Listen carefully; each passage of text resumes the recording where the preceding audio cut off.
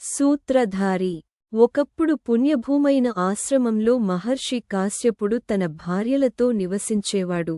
అందులో అదితికి సంతానం లేకపోవడం వల్ల ఆమె మనసు బాధతో నిండిపోయింది.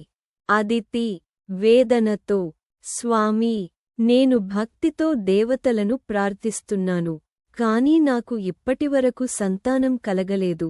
నా జీవితానికి అర్థం కలిగేలా ఏదైనా ఉపాయం చెప్పండి. కాశ్యప మహర్షి కరుణతో, అదితి, నీవు సూర్యనారాయణుని ఉపాసన చేయాలి. మాఘ శుక్ల సప్తమి నాడు శ్రద్ధతో వ్రతం చేసి సూర్యుని ఆరాధిస్తే నీ కోరిక తప్పకుండా నెరవేరుతుంది. సూత్రధారి. మహర్షి మాటలను శిరసావహించి అదితి భక్తితో, నియమంతో మాఘ శుక్ల సప్తమి నాడు సూర్యవ్రతాన్ని ప్రారంభించింది. సూర్యనారాయణుడు ప్రకాశంతో, అదితి, నీ భక్తి, నీ తపస్సు నన్ను ఆనందింపజేశాయి. ఈ పవిత్ర దినాన నేనే నీ కుమారుడిగా జన్మిస్తాను.